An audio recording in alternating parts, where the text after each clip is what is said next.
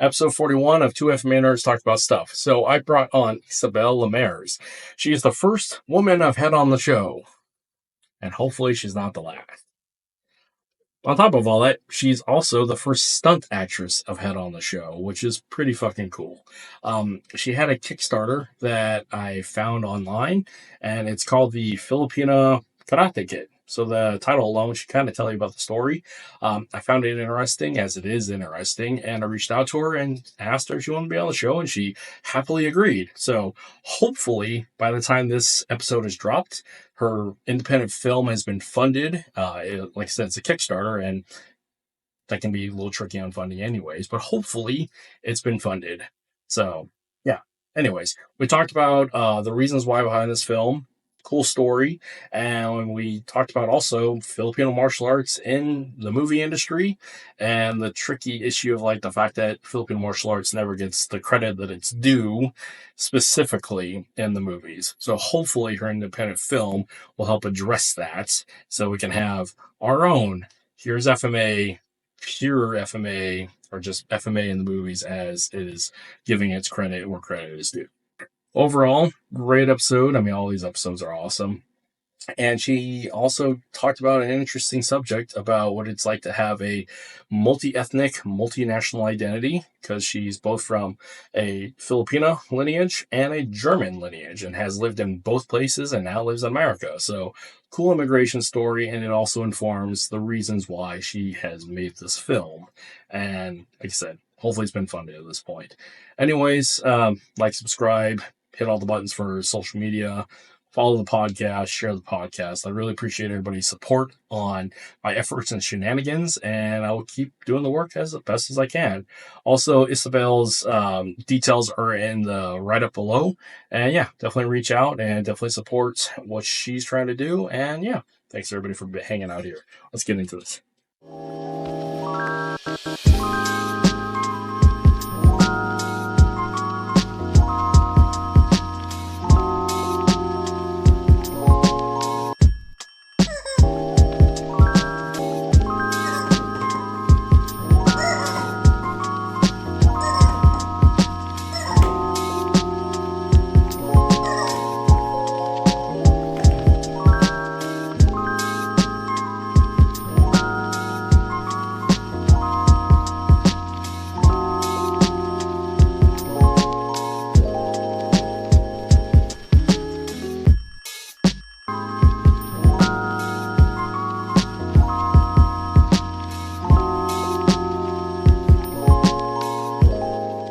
Isabel, good morning.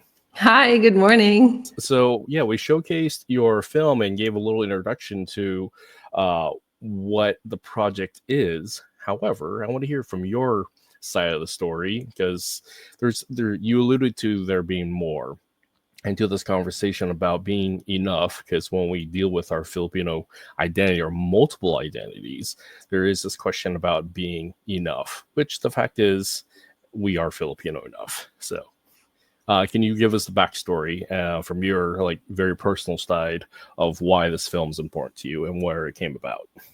Yeah, thanks so much for the intro, Kurt. I'm really excited to be here. I have a very personal background with the story, obviously, as you can see also in the video. It's been a big struggle in my life to be allowed to identify as Filipino, which sounds really weird. It's like I'm choosing it.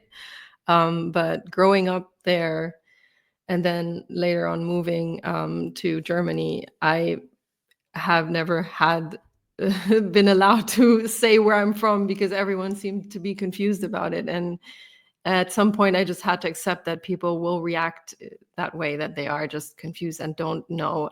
I've had the weirdest responses of like, how can you be from two places at the same time? Or, well, you have to be born in one of them, and things like that, where you end up arguing and defending almost your own identity, which I think is so weird nowadays, especially where there's people redefining their identity and all these things. I feel like it shouldn't be a thing anymore. And I think because of me training martial arts and especially discovering Filipino martial arts, it kind of like all clicked together. That my Filipino identity and the struggle with it kind of also is seen in Filipino martial arts, and me discovering it and not really being allowed to do it. And every time I'm like, well, I know I don't look Filipino, I'm sorry. And it just all clicked into place at some point, especially when I was in touch more with Filipinos, because I think that most of you guys or people who grew up in the States kind of understand it a bit more, especially if they grew up fully here, because then obviously the struggle might be on a different side, where you look Filipino but you also feel American, but American society might be like, well, are you from here though? So yeah, they will relate to me more. Yeah, it's the whole where are you really from? That question. So, because for me in particular, as a Phil-Am, I was actually born in the Philippines, but I was adopted by an American family who are white, and then I was raised here in the States. So, as when it comes to it, my accent isn't Filipino, and when it does, it's more like Samoan and Hawaiian, because that's what I grew up around. I don't speak Tagalog, I don't speak Cebuano, I don't speak Sabayan. So, like, I wasn't raised with it. Like many others, I rediscovered my culture through the Filipino martial arts, and from there, I've continued to grow and educate myself. And in the process, I'm educating my children. But in particular about this multiracial identity. I mean, my children are half white, so. This is a question that they've already are exploring, and it's a beautiful question, but it is a complex one. So, as an adult going through this, because there is this issue about there's quite a bit of identities. I'm still trying to ferret out a proper term for it, because we have so many identities that we're trying to process through. But in dealing with that, there's this issue about decolonization, and there's a lot of anger associated with it. And what's important with it is to move past it and mentor the next generation. So in this conversation and question about it, as somebody who's gone through that process, it is going through that process, what would you suggest to mentor the younger version of yourself in understanding your identity and moving forward of creating what is you, which is your identity? I think that's a very nice question. It's partially also why I'm making the movie, because I think we need to see it out there more, and that was my main struggle. When I grew up, I never saw people like me, so I just didn't know where I fit in, and I didn't know that it was a problem.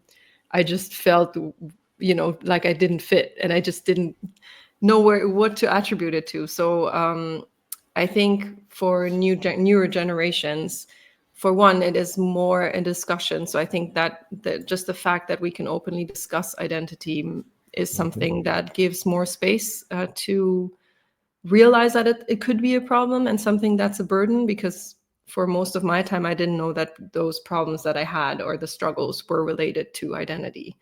I just thought something's weird in me, or I can't communicate properly.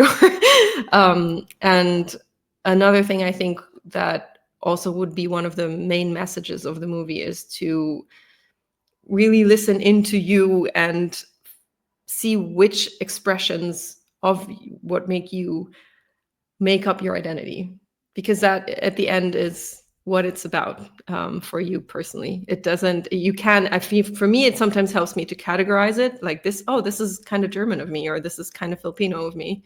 But at the end of the day, it helps to have a frame, but it also just helps to accept all these parts and not try to fit into one or the other. Yeah, because I mean, we're an amalgamation of our life and our experiences. Because, like, in the end of all things, we are the sum of the totality of our experiences. So, whatever we identify as, that is what it was, as who I was at that present moment. Because we're different people every day, and we're constantly striving to be the best version of ourselves moving forward. It's a complex question. It's a complex discussion to process through, because it's not just for somebody with a multiracial, multi-ethnic, multinational identity. It's like everybody struggles with this today. And what I find in certain communities, like my veteran community, is there's this issue of my identity is based upon my profession and how good I was at it, how effective, how efficient I was at that. But the fact is, that's just that fits on a business card. That's what you do, but that's not necessarily who you are.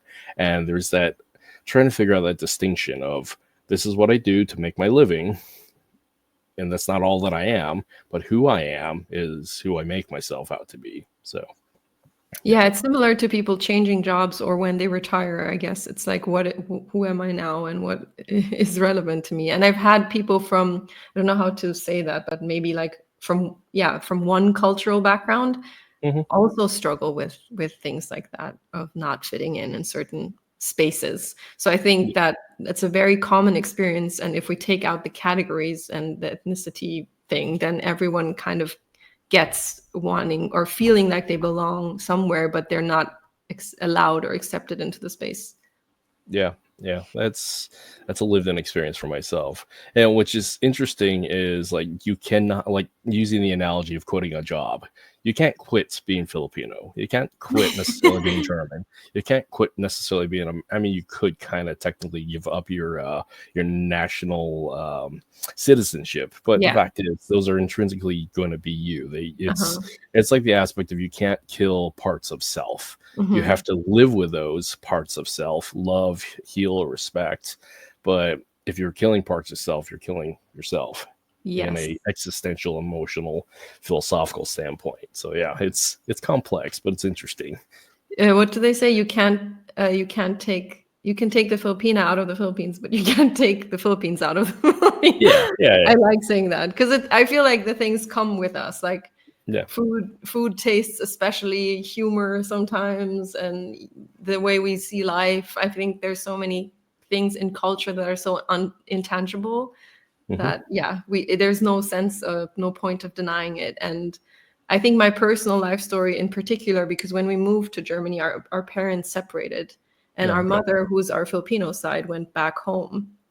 And kind of because at the time it wasn't as easy to travel, we barely saw each other, and it kind of felt like we had to assimilate to German culture and forget our Filipino side. And it felt so strange for me growing up fully in the Philippines with all the culture and suddenly being like a cut and not having that anymore. Yeah, it's typical of the immigration story, especially with the first generation, where they are trying to be, let's say, American for this instance. They want to adopt everything that is to be American and discard all of as part of the process of healing. Because if they're coming from, say, a refugee status from war, all these and persecution, they don't want to be reminded of the reasons why they fled, so they fully adopt the culture and of their new nation, and they don't pass on what was beforehand to their children. And there's this major disconnect and resentment that occurs within the next generation, like, why didn't you teach me Tagalog? Why didn't you teach me this, that, and the other? Like, because there is that disconnect. But we also have to keep in mind, what is the reasons why there's a disconnect from the parental side. And again, a lot of it can be rooted in trauma. Most of it actually is rooted in trauma. So there's that. But again, once we come to it as an adult, though, we can understand it, appreciate it, and find our own way back, because ultimately it's our life. So we take control of that and learn what we're going to learn. So we kind of danced around your life story a bit, but let's kind of go back. Where in the Philippines? Actually, let's go further back. Your father, who is German, your mother, who is Filipino. How did they meet in the Philippines? And and where were you born in the Philippines, and where did you grow up there before moving to Germany?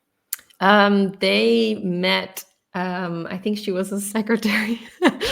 I always feel so embarrassed because it's like this cliche of like white guy and foreigner guy and like Filipina. So yeah, they met at a workplace and then fell in love and ended up dating. And they had their first date in Cafe Isabel, which was spelled with a Y in the Philippines. So that was the inspiration for my name.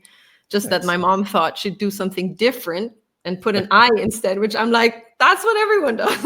Like, but yeah, from her perspective, it was very different.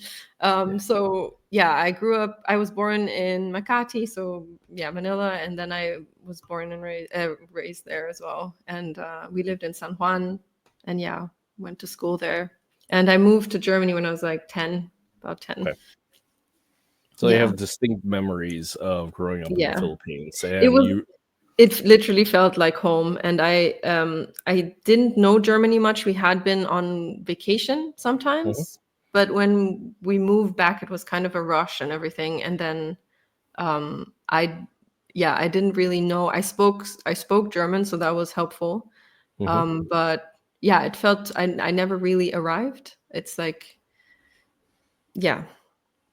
So you have 3 language sets that you're dealing with. You're dealing with Tagalog, you're dealing with German, and now you're dealing with English, which from a pure American standpoint, that's Americans in general are pretty limited when it comes to that global exposure to languages. Typically in America, the secondary language that you'll probably speak is Spanish, but and very poor Spanish at that. But yeah, having multiple languages that are so distant linguistically, because you have a Austronesian language set, and then you have a Roma Italia German set that's very different. So that's interesting to navigate through. I sometimes find it very interesting in my brain too, because I don't know. Sometimes it doesn't work. I sometimes struggle with language, I think, with finding words, because I think sometimes it just goes into the wrong box and searches for the words in the wrong place. I could appreciate that. That's when I fluctuate through my accents. So, or maybe it's just me being neurodiverse. I don't know. But yeah, I think though in the Philippines, that what I've experienced also with my mom, that she primarily, like, she spoke to me mostly in English, because I think because my dad didn't speak Tagalog, and I also sometimes feel like there's still kind of a Western focus of like, we want to be kind of like the US. Yeah. And that's also something that I'm kind of trying to put into the movie as well, because I think it's not a toxic thing, but I think it's for our Filipino culture. It's a bit difficult if we keep looking for inspiration and looking to strive towards, Western culture and trying to be that instead of being our own. I mean, it is the post-colonial, post-occupation mindset, where the Philippines, not only being a Dutch, a Spanish, a British, the Japanese occupation state, and then an American colony, we're all sorts of confused. And on top of all, you go all the way back, dealing with the Malay and the Muslim community in the South. I mean, we are a confused people. So the identity which we're trying to figure out and establish is, I mean, it's multifaceted, and on top of all that, it's complex as all things. But this is where I find in the West, as in like the PhilCan, just Western raised Filipinos, there's this a resurgence to go back to pre-colonial identity or pre-colonial features. And this is where you see the rise of Filipino martial arts, cultural dances, the tattooing, and the music. Actually, one of the best parts about this resurgence that I find is actually it's the music representation, because I'm friends with Talilo Marfil, the flip hop musician. He has the anthem Big Flip, and like we have that anthem that we all wanted as young Filipinos and Filipinas, and like he put it out there for us. So that's and it's out in the forefront in the larger music scene, and there's this explosion of flip hop all over the place. So again, the identity is what we create, and also ties back to that inspiration of what was. So it's a beautiful hybridization of multiple identities. That's super interesting. Yeah, I think I still sometimes feel when I'm home that it doesn't really translate there yet. Yeah. But it's because people are struggling to, make a living and stuff like that, which like all seems obviously better or greener on the other side, I guess. But yeah. So living in Germany, where in Germany were you raised, and how long were you there? I lived in Germany like 9 years before, or 8 years before I moved out to study and stuff. To go to college, I moved to Holland, funnily. um, yeah, I lived there nearby Berlin, which it wasn't as cool as it's now. Yeah, I had like some experiences of racism back then because it was like kind of countryside Germany, and the border had just came down like not too long ago. Yeah. So yeah, it was interesting. But now Berlin's like super cool. So yeah. Yeah, that's interesting. When I was in the army, I was trying to get stationed in Germany the entire time. Really? It didn't What happen. happened? Why didn't you? When I went active duty, we got stationed in Texas because it was the height of the surge during the Iraq and Afghanistan wars. So, and then I did a rotation to Korea, which was amazing because we got actually stationed in the same place that my dad was stationed when I was a kid. So, yeah. But point being is, I tried to get to Germany, didn't happen. My youngest brother, on the other hand, he got stationed in Germany for I think 3.5 years there at Vilsik. So it's like I'm a little jealous, but what happens? Yeah, there's like a funny like affinity towards Germany in the US. I find like a lot of people are like, "Oh, I'm also German." I'm like, really? Yeah. And that's also an interesting standpoint because when we talk about these various identities, especially within the Filipino diaspora, especially when we're dealing with a mixed race child, is often in this exuberance to become more Filipino. They forget the other half of that's only half of their identity, and I don't know why that is. I don't know if it's because the other half, especially if they're raised here in the States, if they have German ancestry, if they have Irish ancestry, unless they're on the East Coast, but they don't embrace that lived in. I guess it kind of comes back to the lived in culture, because if you're multiple generations disconnected from, say, your German roots or your Irish roots, then can you really say you're German and Irish? Yeah. It becomes far, right? The connection becomes like remote. Yeah. I think that it's partially also like you have to, I guess people need to focus on to something first. If they're like trying to reconnect with one side, they would have to like let go a bit of the other to explore one. I don't know. Perhaps. Yeah, because for an American who was raised in the States that has, say, like a German or Irish ancestry, the Germans came over in multiple phases, both like in the 1700s and the 1860s, 1890s. So that's over 100 years of disconnect. Although, like, when you go to, say, like the Midwest or New York, it's very old German. New York was a German colony. Then as for the Irish they've been coming over since the 1800s, and again, it's all the East Coast or in Appalachia. So why there's such a major disconnect of several generations, it's an interesting situation for American born with immigrant ancestry versus a new immigrant coming from the Philippines within first generation. That identity is still very present. It's still very lived in. So I think that's part of the issue. Yeah. I think it's a very different experience when you especially the time is different now and then. Yeah, because I think maybe back then, and I don't know, but maybe I get history wrong, but I have the feeling that it was more common to be a first generation immigrant and come over and set up a new life. I think one of the interesting parts also from my German side of my identity was when I moved to Germany, I, for the first time, got, from history lessons, got to learn about all the dark side of German history. And there is, thankfully, it's a good thing, like a lot of, not shaming, but it's a lot of like, there is a lot of guilt in the whole country about the past.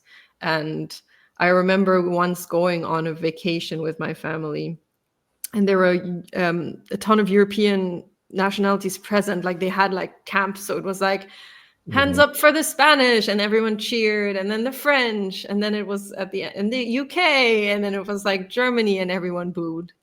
Oh. And I was like, oh.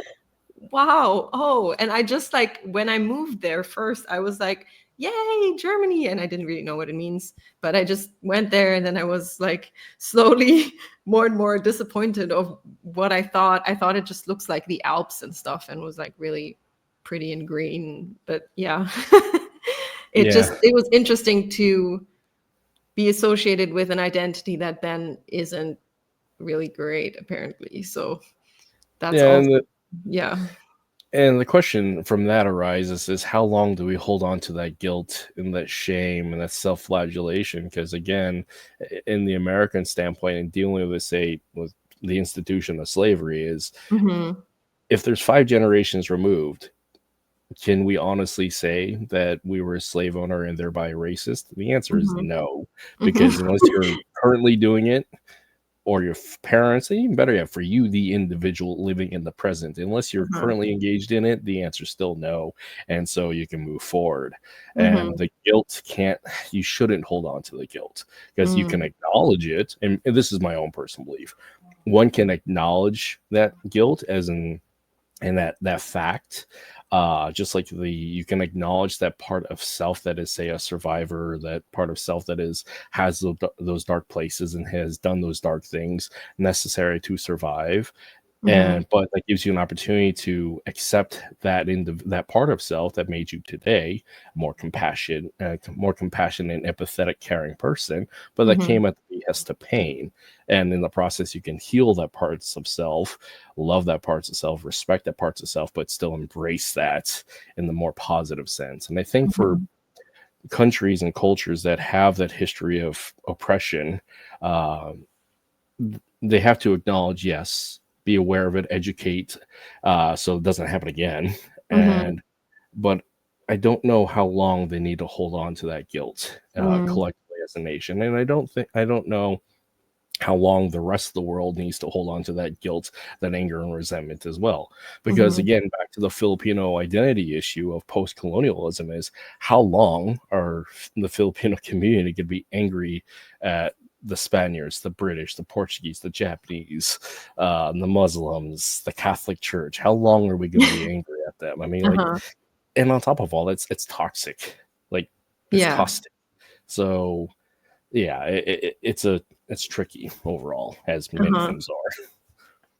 It's so interesting because I'm wondering sometimes, do you feel like the anger towards, like because of colonization is very present in Filipino culture? Because I never had that impression before. In doing these interviews, what I'm finding is actually it's American-raised, Western-raised Filipinos that actually have the majority of this displaced anger and resentment. And part of that's tied to this issue of their rediscovering their culture, their history through a third party after the fact, and they have the lived-in experience. And on top of all that, their parents didn't necessarily teach this stuff to them because their parents are too busy trying to be Americans. So in the attempt to reconnect to their culture, that youthful generation is reconnecting with anger and resentment. And on top of all that, there's a certain socio-political ideology that's pushing a lot of this forward in the universities of these younger generations. So that doesn't help either. But yeah, it's mostly, it's Western-born Filo-Canadians that is really, because in talking with Filipinos that are still in the Philippines or grew up there, it's just their way of life. It's they grew up Catholic, they grew up post-colonial. It's just that's Filipino.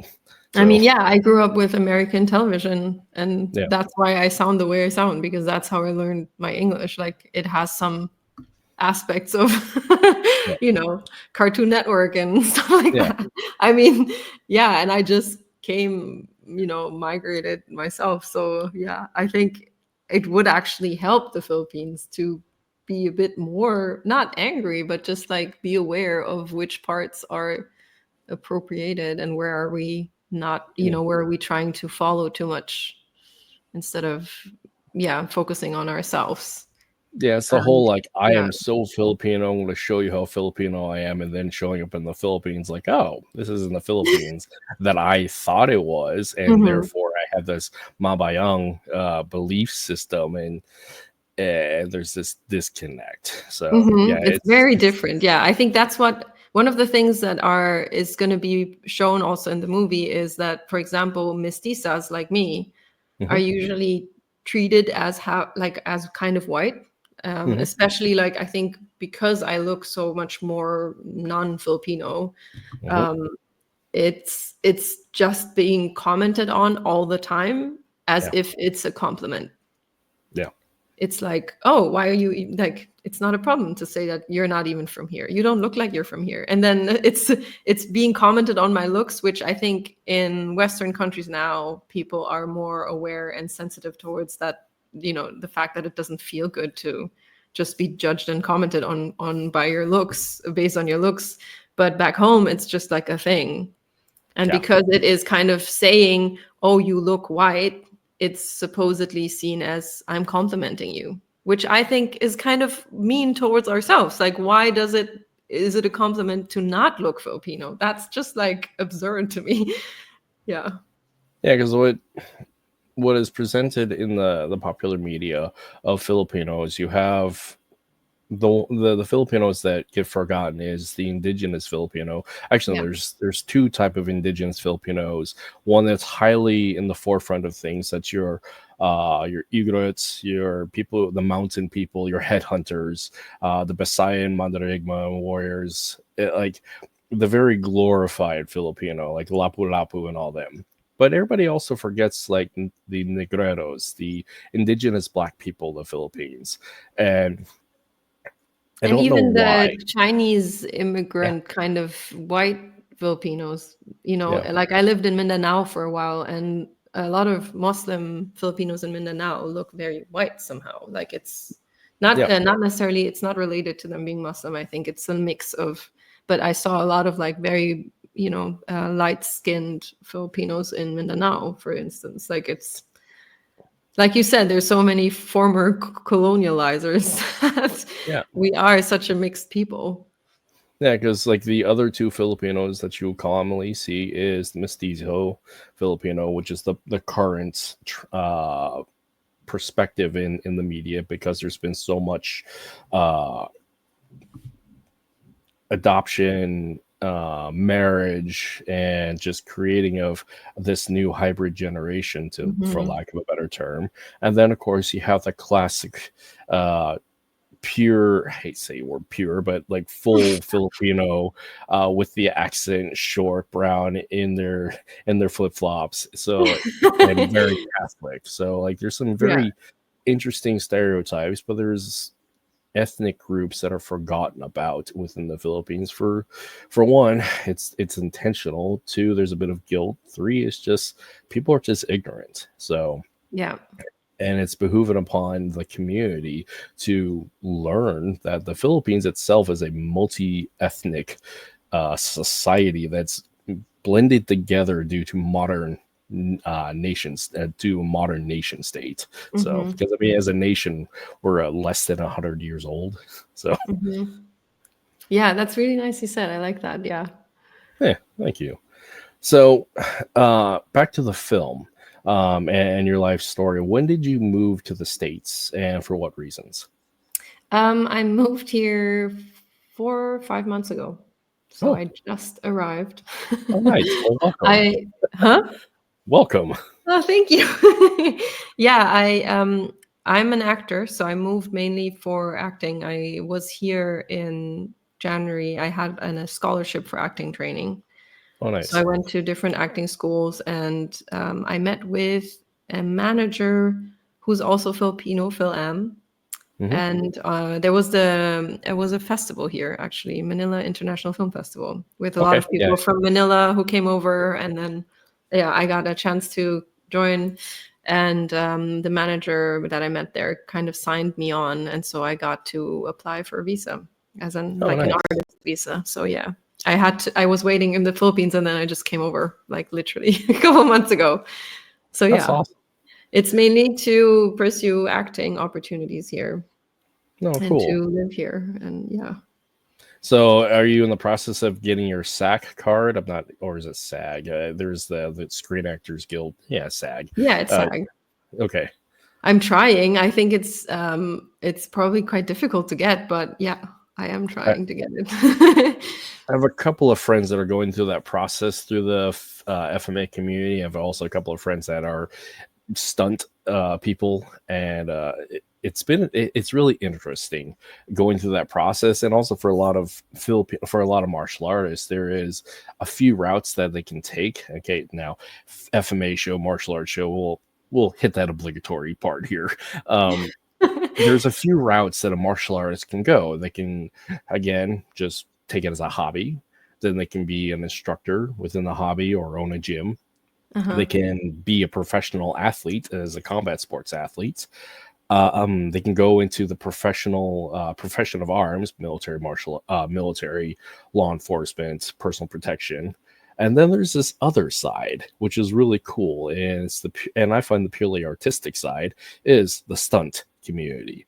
And man, watching the stunt community it's so much fun, because like dance, it is the absolute expression of joy in the thing that we do. So yeah, I would love to go explore that space with you and dealing with the stunt community.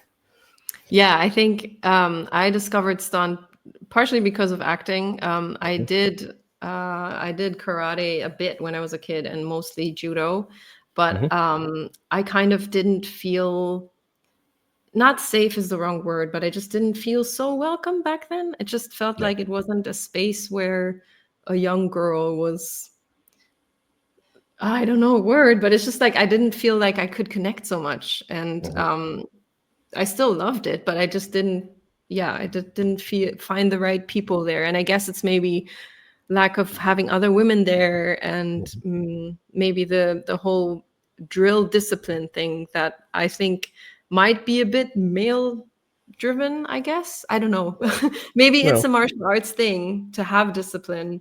But yeah, I don't know if I recently went to a dance class. This is just a side detour thing, but I recently went to a dance class with a martial artist, and they were saying that like, oh, I feel so warm and held, and it's such a safe space. And I was like, interesting. Like, obviously not all dance classes are like that at all. Like, it's quite the opposite. But this was a floor work class, and like very contemporary. And I think that's where you kind of are okay to say like, oh, my body doesn't want to do this. What can I do? And sometimes partially the reason why I want to make a female-driven and female-led martial arts movie is because I feel like that needs to be lifted up more. I would have started martial arts way sooner if there had been someone to get me in a bit, like from maybe not a woman's perspective, could have been a gentle man as well, or a trainer. So I didn't do that for a while. And then I got into stunt, and I realized, oh my God, this is fantastic. I don't get hurt and I can still fight and be aggressive and let that passion or passionate, all these, aggression isn't something you usually express in everyday life. Or partially also anger is something you can totally vent out in stunt without hurting anyone, and it's totally fine.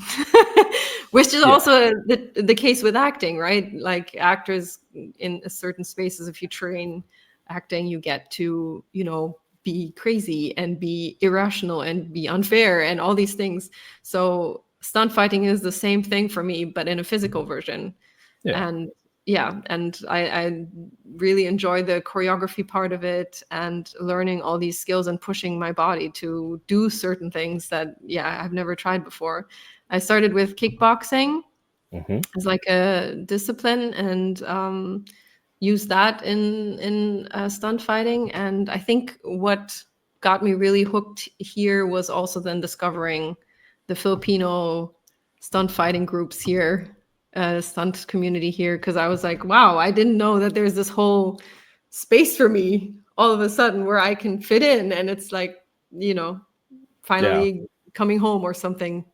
Because you have people like Brian Sloyer there. With Jeremy Marinas is also Filipino, and of course you have Diana Inosanto and her husband. through the Mars community, and of course Ernie Ray. I think Ernie Reyes Jr. moved from California to Texas. I don't know, but yeah, there is such a strong community of FMA practitioners in the industry. It's quite amazing. And like Yeah, I back to was the just whole chatting to Brian. I was supposed to go to his class yesterday, so I'm going next week. But Nice. yeah, How are you liking Berlin to walk? So no, I haven't tried it. That's why I oh, haven't tried it yet. I was okay, going to go yesterday, but I'll go next week, and then I can report back. nice. I've Yeah, mostly trained Inosanto style. okay. So Yeah. that answers that question, because when it comes to Filipino martial arts, we all have our different camps and where we start. And in the Mhm. case of the West, the majority of people who start in Filipino, I have introduction to Filipino martial arts. It's either through modern arnis in a secondary school or Mhm. the Inosanto blend, and because those are clearly American developed Filipino martial arts, or Fil-Am martial arts. Mhm. And then from there, obviously, you have like, and I should say Stockton with Serrata, because Mhm. Inosanto blend is very influenced by the Serrata community. So I misspoke. So yeah, Serrata, modern arnis, and the Inosanto blend. And then you have like the transplants of, say, like Balintawak, Pikiti, and Pikiti Tarsia that Mhm. have come to the US and have a lot of prominence. But yeah, I typically find people who start in FMA have those three backgrounds. I see. Is Yeah, there a background of fighting from the Philippines that you would recommend and like? Because that's all of something. I them. mean, our stunt All coordinator is based here, so they obviously will have that style as well. But yeah, 1 second. Okay, oh yeah, wait. it unzoomed you. There we go. Yeah, Okay. so every FMA style has its unique features that are special to it and have its Mhm. benefits. But when one wants to, I should say, for like a totality martial art, obviously the Inosanto blend has so much that it draws from, and it's so widely understood and known. So there is that benefits. Modern Arnis is very similar in that regard. It has such a depth of information and expression because it draws from so many different places, but has a very tied specifically to the Philippines and to FMA and as its root. It's one of those like it borrows and borrows, borrows, steals, borrows, and makes it its own. Pikiti Tercia Kali is probably one of the more expressive Filipino martial arts I would recommend exploring.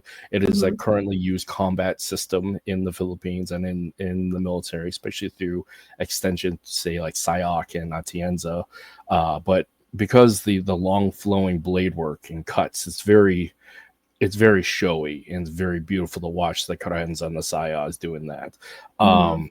Balintawak is I'm a Balintawak player, and Balintawak is really great for that explosiveness, close range. It's very dynamic, especially underneath Okay. the GM Bobby's camp. So, yeah, the Balintawak LA community is very great for expressing that because they are so dynamic.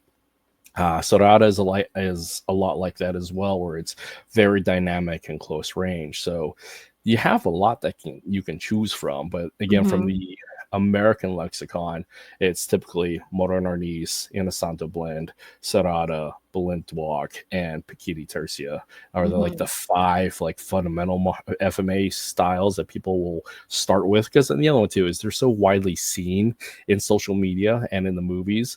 That's what people automatically gravitate toward. But there's some Mhm. things like Lescas and De Campo and some of these others, and Villabril style or Oh Lightning yeah. Scientific, or Mhm. and of course Illustrissimo is one of those like homegrown straight up from Manila that everybody should have in their wheelhouse, because on top of all Mhm. it's very direct sword work. So yeah, Mhm. there's so much one should There's so explore them much. all in my That's mind. part of Yeah. the overwhelm, right? With like we only have a short film for now that we're working on. So that's me. We started working on choreography right now. But at the end of the day, like that's just a couple of minutes that we can fit in. So I'm like, what style are we gonna go for? And how do we, because we're telling a lot of story in the choreography as well. Like the Hmm. fight symbolizes the journey of identity. Hmm. So it's going to be very intricate to try to show this shifting of styles and how the fighting represents the realization of our protagonist. So I'm very curious also to when I get back home to find the right person to work with, like on the ground. I only work with GM Dagog, who trains in Luneta Park, and then one of the studios as well. But yeah, I'm not sure yet who to go with. And Jim Dagog is a great place to start. So yeah, absolutely. He's brilliant. Like he's like this classic old master who will just like beat you up in a second if you don't pay attention. Like he's just so fast. It's like incredible. I put it forth in the FMA discussion community, which is a Facebook-led prominent FMA community, as to who is or what is the Filipino equivalent to Mr. Miyagi. So in the case of the Filipino Karate Kid, the answer was so varied with everybody, and that they understood. For people who understood the assignment, they gave the right answer of like, it depends. It's unique to me. So, but yeah, that is an interesting space to explore as well. But yeah, just for like stylistic expressions, I mean, you have so many styles that you can play with. Say like Modern Arnis, because GM Rodel is connected to that community. I mean, it's the double sticks in a wally is what I find is really clear to Modern Arnis. With the Inasanto blend, you see a lot of the silat in his low cuts and the very flowy southern influences. Sarada, it's the dance of death in close range and the lock and block that you see. Balintawak is that dynamic close range striking that is very recognizable. And in Bikini Tercia, it's all those long cuts, especially that reverse Pakal grip thrust that's very distinct. So I mean, if you're looking for like key features for an FMA nerd to say, I see that, those are things. Because like the movie Dune, you can clearly see, and of course the stunt coordinator said the Atreides house, they're Balintawak, they're FMA. You can clearly see it, because when doing that training scene with Paul and Gurney Halleck, it's like that's straight up grouping 1 and grouping 3 Balintawak. So yeah. So I don't know. That's the thing that, like you said in the beginning, right? It's never been said out loud, and that's so frustrating. Like I've met some people from the German stunt people who worked on Dune, and like they didn't. I mean, they knew that it was FMA, but like no one really talked about it, and it's so frustrating because it took me forever to discover FMA. Like I think the first time I heard about it, I was in a stunt workshop in Poland, and some random Polish trainer was like, "This is FMA," and I was like, "No way! Like, do you mean Filipino, like as in Philippines?" Like, I couldn't believe that he was teaching that, and I kind of like just ignored it because I thought that maybe just it's a name thing or whatever. And only later on, when I came here, that I heard about it's an actual martial arts. I was like, why is no one talking about this? Well, it's interesting because this is typical of the same situation comes up in every interview and every Filipino martial artist that I have met of a certain age, is that they've discovered we have a Filipino martial art. It was my case as well, that we were participating in another system, and then there happened to be an assistant instructor or guest instructor or a seminar that said, "Oh yeah, here's Filipino martial arts." But like Filipino martial arts ran schools are so limited and so unknown in the in the wider lexicon or wider community of martial arts. It's the short answer of it is marketability. It's really hard. And sustainability, because Filipino martial arts has as vast as it is, has a limited appeal for the average American parent in suburbia, because the lack of competition routes. We're dealing with weapons. Yeah, we're dealing with weapons first. And so when a parent sees swords and knives and stabbing and cutting people, it's a little intense for them to deal with.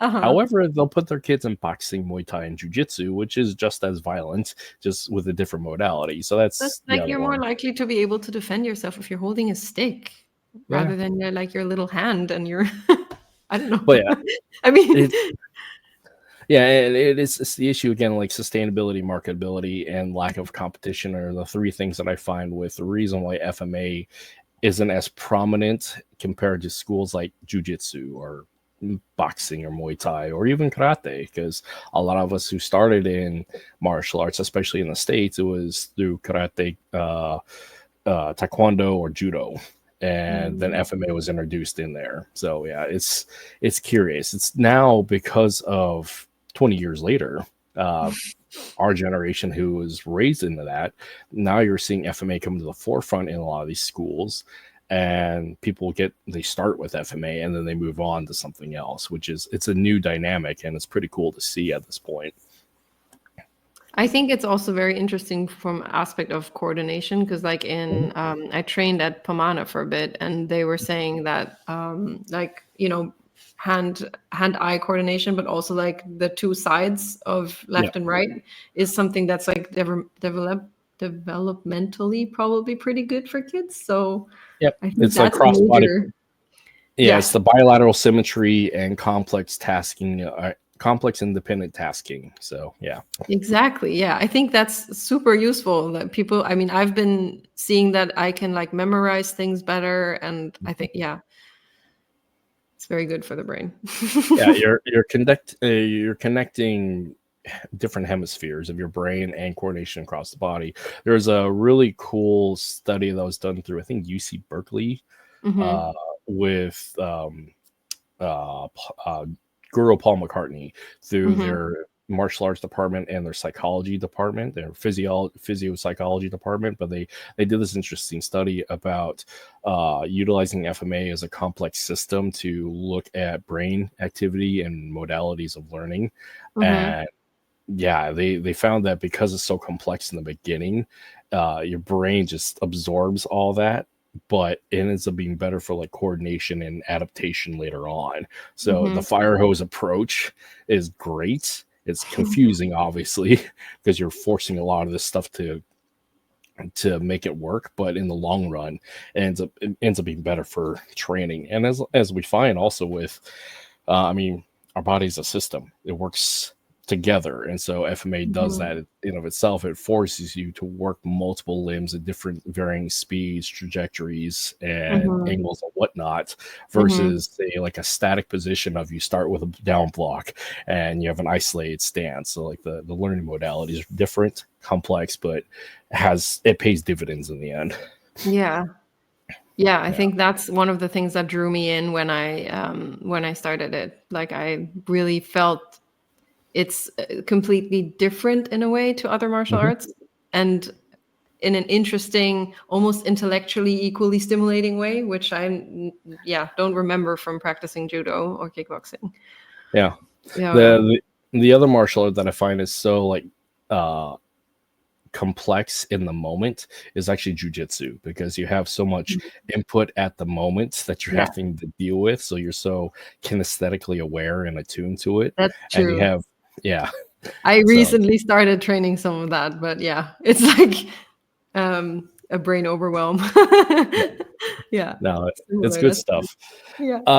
So getting into acting, I mean, I'm always curious how an individual gets into acting versus like anything else that they do. So what was the inspiration of you getting into acting, and thereby, and by extension, getting into stunt work? We've kind of explored this a little bit, but let's go and flush it out a little more. I think I remember wanting to be an actor when I was a kid. I think I saw some behind the scene footage and I was like, wait, this is a job. This is like the best thing in the world. Again, coming from like the background that I'm coming from, my parents weren't really supportive. I mean, like my dad in particular was like, no, that's not a job you can do. So I kind of didn't do it at first. And went to study law like a good daughter would. And and then later on, when I was old enough to make my own decisions and make my own money, I was like, okay, now I'm doing it. So it's been a scary transition. It feels very irrational at times, but it's also the good part is that I tried not doing it and it didn't work. So it's like, okay. And getting into acting, I think the way I did it was starting with training, and starting with exploring what it is that I need to learn and where am I struggling getting the results that I want to see, because I think we all have kind of a sense of what we think is good acting. That's the thing that's, I think, a bit different maybe. I don't know if musicians would agree, but I think like sometimes if a tone is off, we can all hear it. But if someone acts bad, some people might still think it's good. So yeah, I think orienting on that and getting used to the feedback and seeing yourself and being critical with yourself in a way that's still healthy and productive is how I just keep on learning. I keep on training. And then I started applying and started getting agents, and I just kept going one step after the other. And one of the struggles that were interesting to mention in this point specifically is that my looks also were kind of in the way, because I don't clearly read as German at all, but I don't clearly read as anything else either. And when you're getting into acting, it's good to have a box. Like if you look like the badass gangster, then you can play that. Or if you look like a lawyer, then you can, or a doctor. A lot of people have that, I think, that they just clearly kind of can look like a doctor, and then it's a bit easier. So I've gotten a lot of no's because even in final selection rounds for like recurring roles in streaming stuff, where I was like, yeah, we just need a different ethnicity right now, or we have to go with someone white, or we have to, we need someone really Asian looking. So if they go by the ethnicities that I have, they can't really cast me accordingly. It has to be. So I started orienting towards action and sci-fi and, like things where it doesn't really matter. And I don't know if that was the inspiration. I think I just enjoyed fighting. That's how I came into stunts. But yeah, transitioning into acting, you become more aware of how do I look and how does that affect other people around me. That's really interesting, because we know that there is typecasting, because it's clearly evident, because you see certain actors that you see them in the same role no matter what, and then when they break out of the role, it's one of two things: it's the what the hell is this, or that's nuanced and really cool. It's say like The Rock and Jason Momoa. They're both the giant men, badass and just scary, and then when they do comedy or drama, it sometimes is off-putting for some, but it's also pretty cool to see them break out of like the typecasting. So yeah, it's interesting because sometimes they say that the energy still stays the same. Like if someone once said that, for example, Meryl Streep is always kind of this distant, aloof characteristic to her, and that goes through all of the roles a little bit. Yeah. So yeah. Or you get people like Ryan Reynolds, who just basically plays himself. So exactly. No, that's really interesting, because again, with sci-fi and fantasy, that makes a lot of sense, because especially with sci-fi, where I'll use The Expanse, for example, with the Belta Lotas. I mean, they are a people of an amalgamation of various ethnicities into the future, and honestly, dealing with the biological ethnic trend that is coming to America by 2036, the Caucasians will be a ethnic minority overall, and everybody will be beige, or the majority of people will be beige. So there is that circumstance. So yeah, that's really interesting. But yeah, limiting your roles because you don't look enough like one or the other. We know that's a thing. I mean, as consumers of media, but it is really interesting to hear about that from behind the scenes, so to speak. So yeah. It's interesting because a lot of people on our project that have identified with it, like our stunt coordinator, Lauren Mary Kim, is Chinese, but she looks dark-skinned. So she has had the same thing, and one of her reasons to move from acting into stunts was because of that, because she's not Chinese looking enough. So what do you do? Her assistant, Nico Ramirez, who's an assistant with action design, he's Filipino, but could look Mexican maybe. So it's kind of like I think these ethnically ambiguous people, like our producers as well, are just struggling with the same thing. And we all kind of agree on the fact that it shouldn't be a thing anymore, because the world is moving that way anyways. So why are we holding on to, like, some people I think need the categories almost as a help to understand the world. And I wish we could help somehow make that less of a thing and make it okay to just not know or have a place in your mind where you need to box the person in.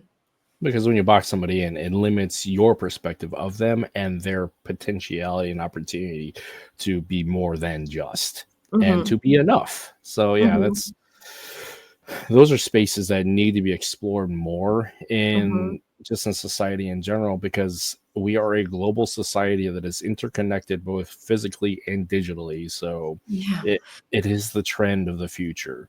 So it's scary for me, for some, but it's going there. Like I don't know if I answered your question about like moving into acting and no, that's great. So the fun part about this podcast is it's just, I really don't have a plan typically. I just let the conversation go as is. So the answers come as they come. So that's great. You mentioned Lauren Kim, and I saw in the promo video. So the beach scene that she's doing the Sinawali stick work, I was part of another project that she got featured in as well. We were doing a collaboration with Etok Clothing through my buddy Mark, and he put out a request for FMA practitioners to come up with a cool video so they could feature it with the release of a new shirt. So when I saw that video of Lauren, it's like, oh, I recognize that because I was on the same project. That's cool.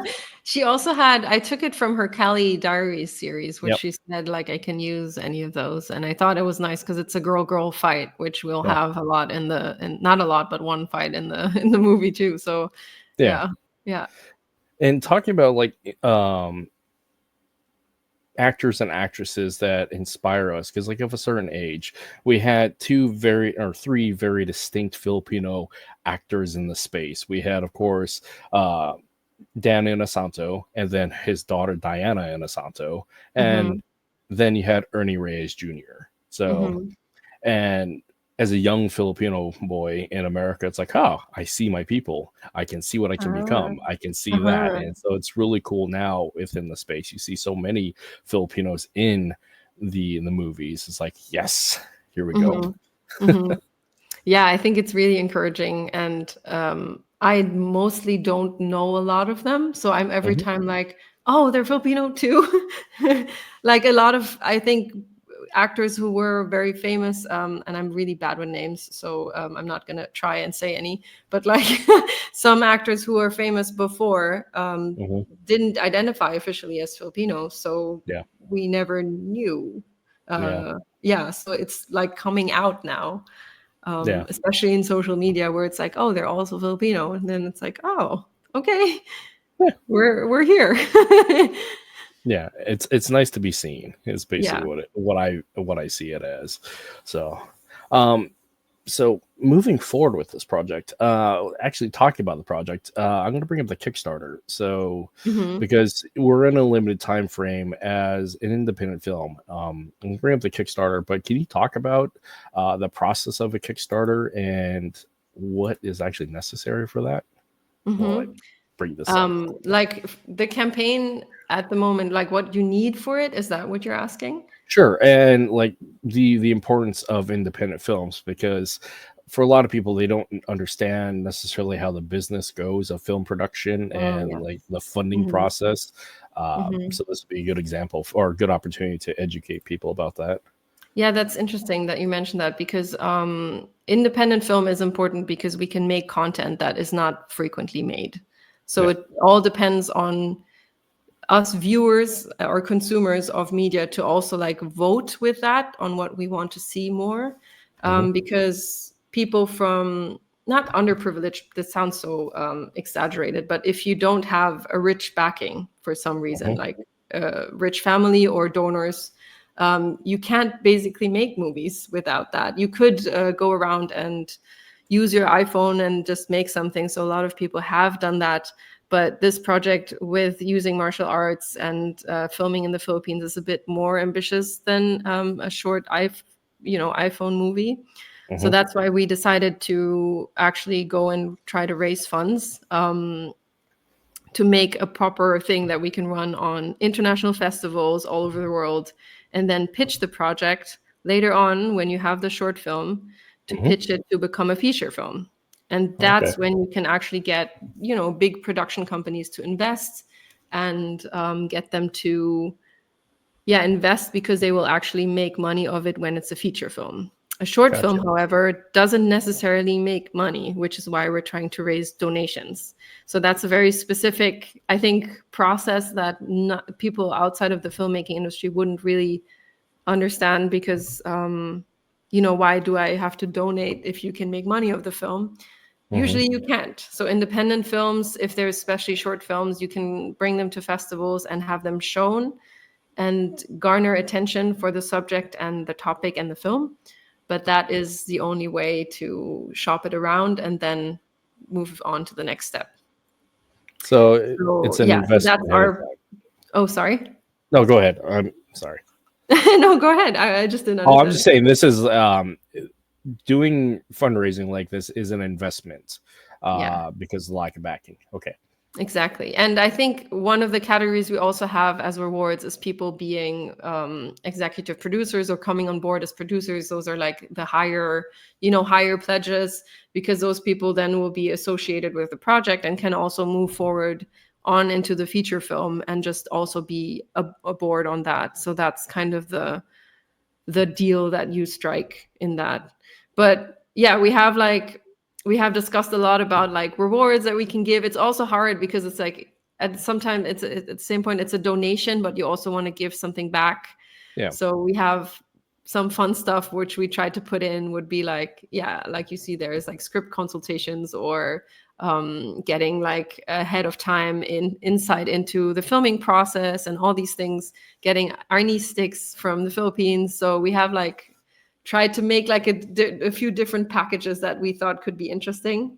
Yeah. I think in hindsight, I would try to make more merch, like have T-shirts, like or sportswear, for example, for people to purchase and get. But yeah, it's such an interesting process because it's not really, you're not selling anything. You're just asking for donations, and people not in the film business don't really know why they would donate, because we're not like a humanitarian cause. We're more like raising awareness to certain topics, and for us that is raising awareness about FMA, raising awareness about women in martial arts in general, and raising awareness most of all for diversity on screen. And it's hard to get funds for things if they're not out there yet, which sounds really ironic, but like, especially at the moment, the industry is a bit conservative because we had the strikes and we had COVID and a lot of things aren't as they were. So a lot of like streamers and production companies, I think they're not sure what makes money anymore. So they stick with the big things that are already proven to make money. And if you bring in something new, like that's not been made, it's like either one person is going to be super excited and believe in it, but I think there's just a fairy tale what you would want to hope for. But in reality, people always need to see some kind of proof. And that's why this is a proof of concept, as we call it. Okay. It's showing that it's working. And then if it's if it like what we're aiming for, it being a good film, that people will be like, oh, I see what this can become. Well, beautiful thing about a podcast is I can blast this out. So when we're done with this podcast, what I'm going to do is I'm going to blast out the Kickstarter to the 20 some odd Filipino martial arts Facebook groups that I'm part of. So hopefully that'll generate some interest and some support, because as a Filipino martial arts nerd, as our community is full of, this is awesome. So we'll make this happen, or else we'll make the attempt to make this happen, because I'm reminded of actually the veteran created film Range 15 in collaboration with Article 15 Clothing and Ranger Up. And I think that was the most publicly funded independent film project in history. And there may have been something that's surpassed it at this point, but man, they raised a lot of money. But I think attributed to their success is they already had a built-in viewership and community through their t-shirt brands and all their online short films that they do as part of their marketing scheme. Plus, it's the veteran community. When we back something, we really back something. So, yeah, I'm hoping the FMA community can do the same thing, because we want to see more of ourselves out there. So, for our audience, it's funny because we had recently Veterans Day, right? Yeah, it was on November 11th here on Monday. So, and we just had Filipino American History Month, and as well, yes, in October, and in November is Indigenous History Month. So, yeah, more of a reason to do so. So, it was interesting also because we had the elections at the same time. So I wonder if that was kind of a disadvantage to run a campaign at the same time. And yeah, being first-time filmmaker in that way also is, you know, a new field to go into. So there's a lot of stuff involved around producing a movie and making schedules meet, and so well, it would, I we think. Sorry. There's a delay. So go ahead. No, I'm go ahead. There's a delay in my headset. So. No, I was just saying that's probably why we're still cutting it short at the moment and not getting there yet. But because we probably hit the elections and now it's Thanksgiving and all these things, it's like at the same time. So yeah, but we're still there and we're going strong. So I'm excited and I hope this works. Yeah, me too, because this is a project, a very worthwhile project for, again, multiple reasons as expressed in this episode today. And honestly, more and more that we see FMA and our Philam community in the film space, more people are aware of it, and more as a community we grow, because again, getting out of the back room of martial arts schools and actually come into the front of the room. This is definitely one of those ways to do that, of saying, hey, we are valuable, because clearly we are, but the name and actually the branding of FMA properly is also valuable. So projects like this help push that forward. So yeah, I think someone once told me, like, I don't know who that was, but they were saying that FMA needs to be more sexy. I was like, what do you mean? But I think in general, just having FMA as something that we can be proud about would be nice. Not something that's just, oh, also that was FMA, by the way. Like, it is a question. I mean, we've gone through this, but it is a question constantly gets brought up in this podcast as to why is FMA not to the forefront. And again, everybody has a varied list of answers, but hopefully we can fix that problem here in the next few years, if not the next generation. So, well, we'll try hard to make the movie, make it very cool in the movie, so that people are like, "What is that?" Yeah, and clearly, and we're also happy from the community to like give input and everything. Like it's just like an open source kind of thing. Like whatever inspiration and thoughts. Like I was just where we were working on the choreography, I was like trying to think of what the GMs always do. Like, you know, the stuff where they disarm you in a second. I'm just like, what are these things? We need to find them. So if anyone has inspirations or videos or stuff they'd like to send over that we can use and build in, that would be amazing. I'm going to link you with my friend Paulo Rubio. He's probably the most prominent FMA social media guru out there. So he might be able to help. So he's doing the seminar circuit right now, but yeah, he's prolific in the social media scene. So I'll forward this to him as well. So that's so cool. Thank you. Yeah. Moving forward, actually, because I don't know how much time you have this morning. I still have time. Okay. Yeah. Talking about women's issues in FMA, because I don't often have a Filipino practitioner as a female on my podcast. No, what? Yeah, it's I don't know, but martial arts is a male-dominant space. but it doesn't have to be.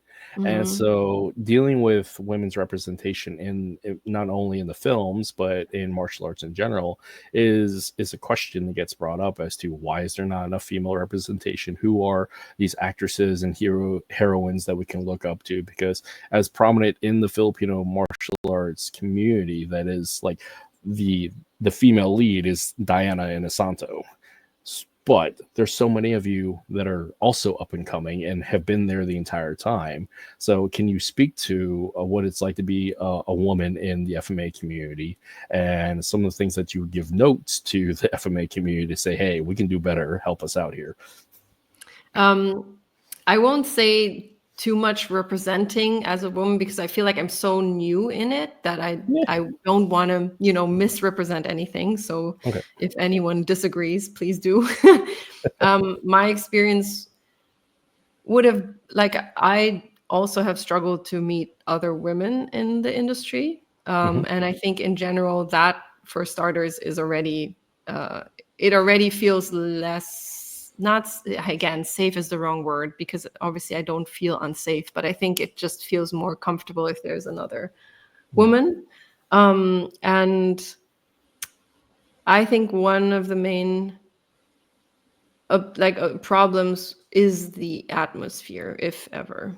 It is the showing off, proving that I'm better than, and mistakes are seen as you're still not good enough. And yeah, I mean, the first place where I was taught FMA, for me, it was overwhelming because I was just shown the drill once and then it was like, go figure. And that's, I can learn like that, but I won't learn fast. And if someone breaks it down for me, I see it, I can get it broken down once and then I can go and practice and then I'll get it and it's done. But if people think that overwhelming the student is a good thing, I think, I don't know, it's not a culture that I subscribe to. And I'm not sure if that's because I'm a woman or not. It's an issue of pedagogy and maybe. so But I don't know if not that's a cultural FMA thing of like, here it is. Now find out, man. Like, I don't know. It is. It's straight up. Okay. Okay, so that's one thing. Change that, I think.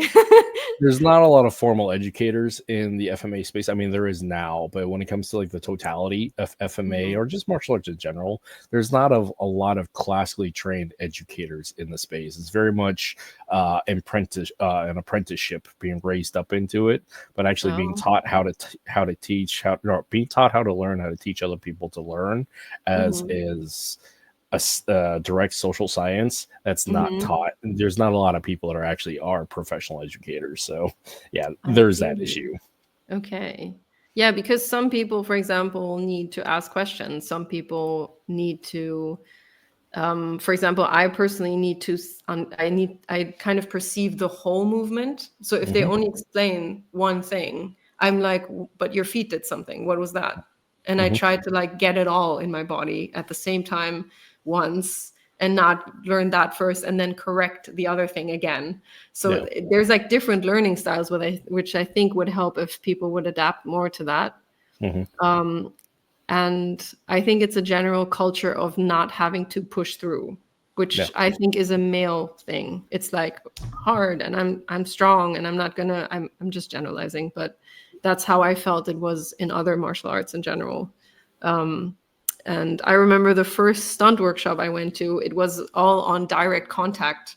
Yeah. So like on the body, like that's quite common usually for stunts that on the body is direct contact and face not. But those people were martial artists. Yeah. So their direct contact was pretty bad. And it was kind of like, they did check if I'm okay, but like it didn't feel like I could say no. But at the end of the day, I didn't come back for day 2 because I was sick to the stomach from all the impact. Yeah. And I hadn't trained that. So I think there just needs to be more of a softer environment where it's okay to learn, where it's okay to be scared, where it's okay to, for example, mix up your left and right stuff and not know which hand that was. And yeah, I think it's hard if you have to hide that and play cool and just be okay. because for me that's a stressful learning environment, and I won't come back. Yeah. Yep. That is a common theme that in just talking with women who come into the martial arts, is again the dynamic of a highly aggressive machismo community of tough it out and figure it out. The other one of like, we're going to throw you in the deep end while you're blind and your hands are tied behind your back. That's also the sink or swim approach to a lot of Filipino or just martial arts combat sports training as it is. It's not right, but it is what it is. And could it be also? Oh, sorry. No, go ahead. Could it be also that there is, like you said, there's no system to it. Like there's no curriculum as such. I heard, and when I was back home and checking out different studios, that they are starting to introduce belts. But I heard that that's kind of new. Sort of. So when it comes to the history of Filipino martial arts, I mean, the codification goes back to Doce Pares, which is after World War II and the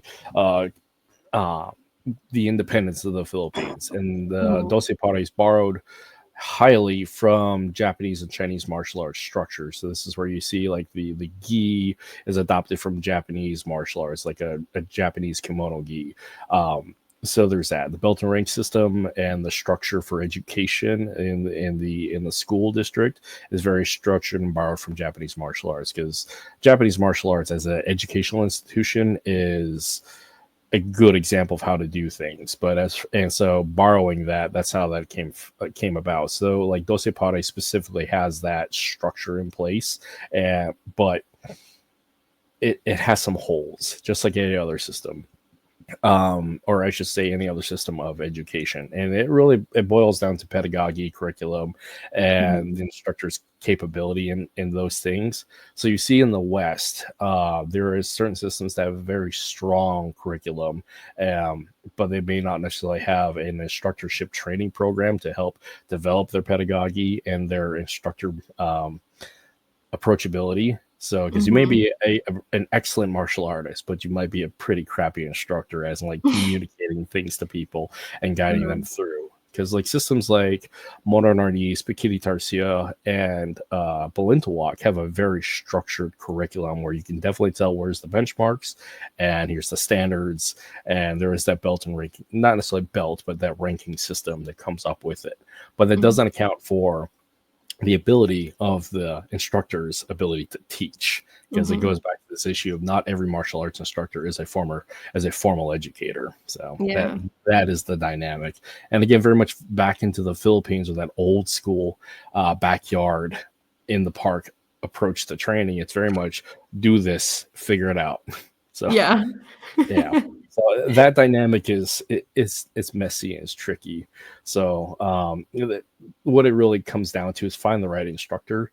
And the benefit of social media and just modern society now is we have a Rolodex literally that we can scroll through and say, oh, this is the way this instructor teaches because they post it out online, and here they are on the map. So Brian Sloyer, of course, through Balintawak LA, is a great example of somebody who's approachable, and it's got a great curriculum to back him and a great community to support him, and he's a phenomenal instructor as it is anyways. So okay, I'm excited to go there.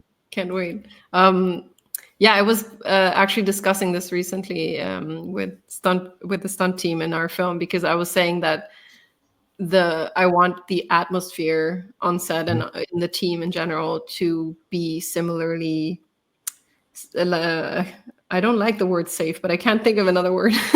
Safe and warm, and like it's okay to make mistakes, and it's okay to especially not know, because I feel like a lot of stuff goes wrong when people can't admit that they don't know something. There's like a culture of like, and I'm not going to admit that I don't know, because it would be a loss of face or something. So I just want people not knowing, being confused, having a blackout at the moment. Like we were working on the choreo and we just got stuck, and we were like laughing the whole time because it's totally fine to not be high performance all the time, because I think those atmospheres they reduce room for creativity and they reduce the space for good work. So I think in general, we should give each other space to, feel and be okay and be confused and be whatever we are right now, and have that as a work culture in general, which I think I came from a lot of male dominated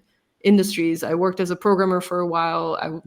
I'm also a rock climber outdoors. So like it's been all around me a lot.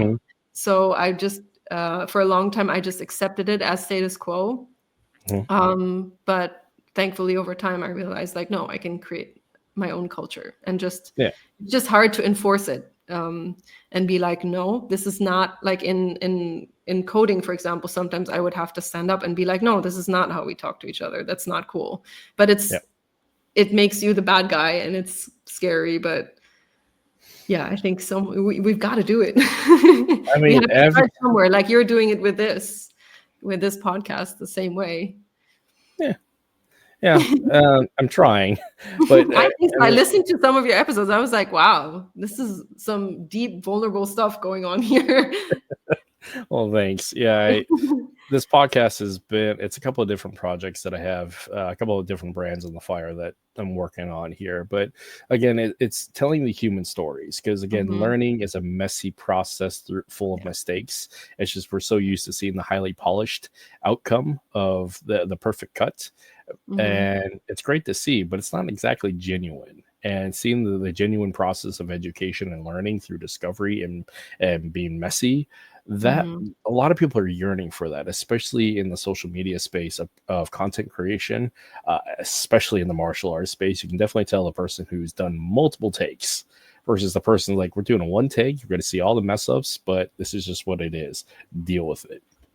And I find there's a lot of people who want to see that more messy approach to things, and say, because it's honest, it's genuine, and you actually get to connect to the person and not necessarily the persona, because there's a lot of personas out there in social media when it comes to the martial arts digital space. So and so with that, for like the training environment with your film, I mean, again, safe spaces is I find the correct term, because you have to find that trust in your tribe, so you guys can have that vulnerability to, one, admit that you have a training and educational deficit, and it provides the opportunity for somebody to mentor you up through that. Because again, that's tribe, that's an actual learning space. It's not that's authoritarian approach of like, do this, follow me, do that. Because again, utilizing the Mr. Miyagi approach versus the Cobra Kai approach, Mr. Miyagi was very developmental. Cobra Kai is like command, militant, and you will do it this way because I said so. So and I find that is based upon, again, the individual culture of a person and where they are at in their life and their enlightenment. So yeah. That's funny, because in the movie, the owner of the gym is kind of our Cobra Kai. And the person who will end up helping the main protagonist is probably then their Mr. Miyagi. In the sense of being a queer martial artist on board. So it's like exploring all these things together, because they kind of are linked anyways, because I think similarly to women, queer people also don't have much of space, I guess, because it doesn't feel very safe for them. So that's why we use the title of Karate Kid. And I've gotten a lot of requests to remove karate from the title. But it's hard, because the reference is to the Karate Kid movies. So I can't really remove karate from there. But hopefully there isn't a copyright strike as a result of it. But I understand brand recognition, because here's the other one too, with martial arts in the community and just in America, everybody thinks it's karate, regardless of what it is. It's either it's karate or MMA. Clearly you can tell it's jiu-jitsu, but honestly, like with the American basic consumer of media, it's either karate or it's MMA. So and then it comes down to like attention to the specificity and education from the average viewer. So it does have to like sell somehow and attract attention and draw you like viewers into what they're going to see, and it is going to be a martial arts movie. So Have you guys considered doing like a web series on YouTube with short films? Because that's a huge digital creation space for a lot of up and coming stunt people. Because it's also a free platform. So To do it with our film or beforehand or or around it in general, yeah. Yes, Okay, definitely considered that. sweet. Like an FMA web series would be cool. Yeah. I mean, now I went a lot to train at Swordplay, and there's like a lot of Filipinos there. So I'm like, oh, why don't we all get together and regularly train? Because And have lunch thereafter because it's the meal that matters. yes, Let's eat. exactly. That's what's been happening too. And there's been talk of karaoke sessions, and just has to be. Absolutely. So unique to the experience as a woman in the martial arts, and specifically Filipino martial arts, there's some great examples of women out there like Janelle. What's her last name? Janelle DeBrong. I don't know. I'm going to butcher it, but there's several women out there that are phenomenal martial artists in the Filipino martial arts space, and they do great things for our community. Tuhan Arlene is another one. But with that, like content creation for women specific Filipino martial arts, that's also there's a lot of women, like I said, that do it, but I don't see a lot of it being expressed in the overall like algorithm that is social media. So adding to that would, I think, also be really beneficial. So yeah, that's very interesting, because I always think coming again, my thoughts came from climbing at that time, because route setting, for example, is like, of course, the rock has its unique features, but where you place the bolts and where you set the route is again the human add-on. It's the same time in the gym where people decide to place the holds. If that's mostly men doing it, it will bias the way we climb in a certain way. And in the same way, I think choreographies and fighting styles will be inspired more by male bodies versus women's bodies. And I know that might sound like nitpicky, but I do think that there is differences in, because of difference of force, because of difference of height, because of more flexibility, different position of our hips. I don't know. There will be things that we would do, or in women's bodies you would do, and others wouldn't, So I think that's interesting and can create more diversity in what we see on screen. Yeah, the human frame is pretty standard. We have 2 arms, 2 legs. The anatomy is pretty standard. However, the modality of movement and the expression is very different between the genders.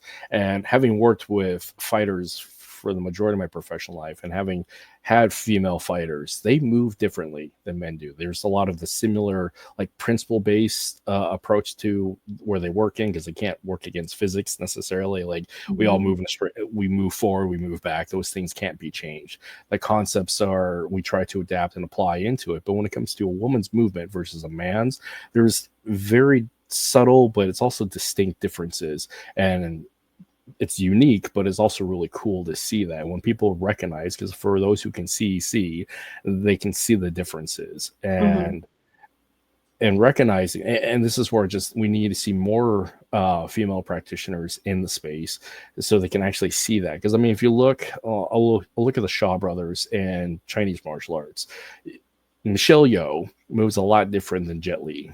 Yeah. And there is that male-female energy dynamic that makes it so interesting and special. And this is where, again, in the expression of Filipino martial arts that are women have a very distinct energy about them that a lot of men just don't have. They have a different type of intensity that I have found. I find there's more artistry, but a lot of more like dynamic artistry that is it's hard to describe. It's different and it's beautiful. Men, it's a lot of power. Women, there's something unique to it that, again, I think needs to be seen more in the space, because it'll also inspire the next generation moving forward to say that, yes, we can do that. That's super interesting. I recently discovered another half Filipina FMA girl online just through Mhm. social media. So I think that's something where we can expand more into the space. And like you said, I think it's scary to create content. Like Yeah. just making the video was super scary for me because it's so personal, and I was so embarrassed when I put it out. But you have to start somewhere, and it's like I feel like sometimes you need to jump into the cold water and just swim from there and see what happens. And I think if we don't create our own content, then nothing will happen anyways. Right. Unless someone is brave enough to do it. But why not just, like you said, do it? So I'm very glad you're suggesting it, because I have been thinking about it and haven't yet done anything. Yeah, being unapologetically unique and being unapologetically genuine is something that is necessary in this space. Because again, like personality versus persona, because you see a lot of personas in the social media space, but you don't actually see a lot of like the genuine personality of a person. And yeah, like I said, people want to see more of that rather than the polished clone that we see over and over and over. So, Yeah. So. And I'm very curious how it's going to span out. So I'm very excited to make this movie. I still hope it works. I mean, I'm sure it will somehow, but yeah. Well, like I said, I will do my part here and make sure that we get it out here. Because again, I believe in this project because this project's really cool. So, I don't know how much time you got, but I'm actually pretty short on time here. So, and do you have any final thoughts on the leading out? I'm going to put this up on the screen again, and I'll put a link. I just want everyone who's listening and who's interested in this to know that we're like a very supportive and a kind-hearted team that really wants to do something good and create something that represents. We're paying attention to authenticity, and if you are friends with a female martial artist, if you have daughters, if you've ever struggled with your own identity or have faced situations where you didn't seem like you belonged, I'm sure we all have been through something similar. And this is, just know that we're doing it for you guys. Even if you can't support, it's just for everyone to know that we're working on making this world a bit better. Awesome. Again, you're leading instead of following. And so thank you for being a leader in our community by presenting yourself authentic and vulnerable. But again, we need more leaders, unless people are going to sit back and trolling in the comment section. So yeah, good on you, and thank you and congratulations. Thank you. Yeah. Thanks so much. Thank you. So I'm going to drop you down. I'm going to do my outro and go ahead and hang out in the lobby. And yeah, I'll talk to you soon. Again, thank you for the gift of your time and the passion behind this project. So yeah, I'll talk to you soon. I'm going to drop you down real quick. Okay. Thank you so much, Kurt. Yeah, thank you. All right, everybody. So episode 41 in the bag. Go to the Kickstarter and support this. Check it out. Spread it. Do all the things, because if we want to see more FMA in the scene and when it comes to popular media like the movies, support Filipino independent filmmakers so we can see ourselves out there, because we deserve it. So go do it. So check it out. Anyways, thanks everybody for hanging out. I have a couple more episodes coming down the line, and yeah, look for those flyers. But in the meantime, I will see everybody later, and let's do this outro. I'll see ya. Bye, guys.